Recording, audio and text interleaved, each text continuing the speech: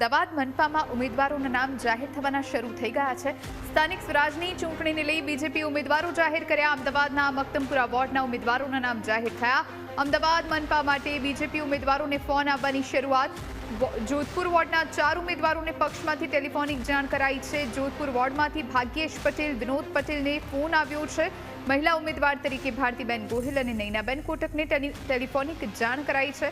જોધપુર વોર્ડમાં ભારતીબેન ગોહિલને રિપીટ કરાયા। ગોપાલ ચૌહાણ, અભય વ્યાસ, હંસા પરમાર, એકતા ઠાકોરને પણ ફોન આવ્યા છે।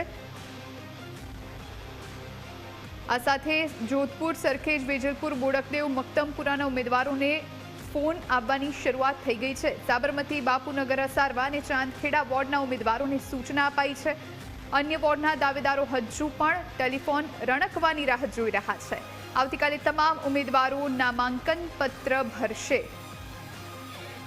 આજ વિશે વધુ જાણકારી સાથે સંવાદદાતા જયેશ આપણી સાથે લાઈવ જોડાયા છે।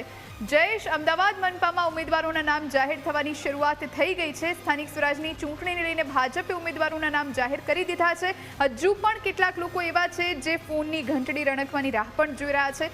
શું જાણકારી?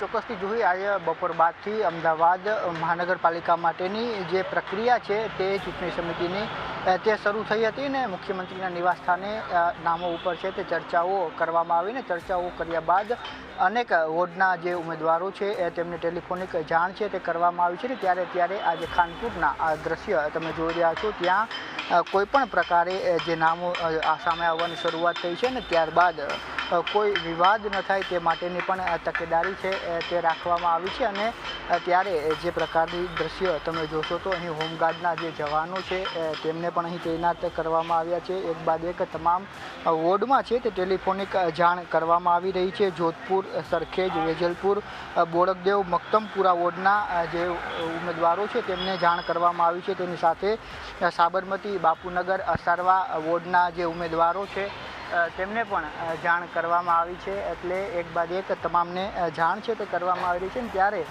જે વિરોધ છે તે ન થાય તે માટે તમામ પોલીસનું રાઉન્ડ ધ ક્લોક અહીં પેટ્રોલિંગ છે કરવામાં આવી રહ્યું છે। કારણ કે જ્યારે ઉમેદવારોના નામોની જાહેરાત થતી હોય છે ત્યારે આ પ્રકારે જે મુશ્કેલીઓ છે તેમનો સામનો અનેક પક્ષોએ કરવા પડતો હોય છે। એટલે નામો છે તેમને હવે તમામ લોકોને ટેલિફોનિક જાણ કરવામાં આવી રહી છે।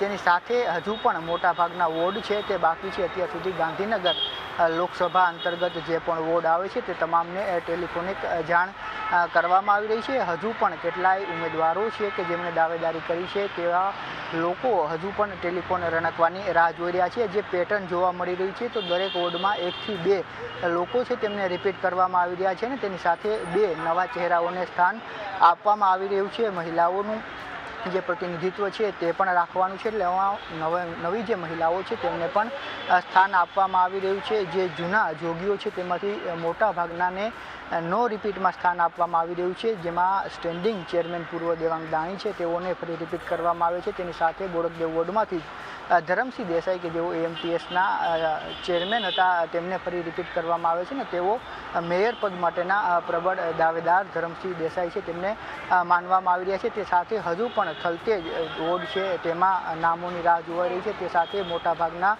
પૂર્વ વિસ્તારના એવા વોર્ડો છે કે જ્યાં હજુ પણ ખેંચતાણ છે, કારણ કે અનેક જગ્યાઓ ઉપર ધારાસભ્યો અને શહેર સંકલનનું જે સંગઠન હોય છે તેમાં ક્યાંક ને ક્યાંક સંકલનનો અભાવ જોવા મળી રહ્યો છે। જેને કારણે ધારાસભ્યોએ અલગ નામો આપ્યા છે અને શહેર સંગઠન તરફથી છે તે અલગ નામો આપવામાં આવે છે। તેને લઈને પણ હજુ થોડુંક ખેંચતાણ છે। એટલે મોડી રાત સુધી આ લિસ્ટ આવે એ પ્રકારની શક્યતાઓ અત્યારે જોવા મળી રહી છે। જી જયેશ, આભાર આપનો, આપ જોડાઈને જાણકારી આપી તે માટે।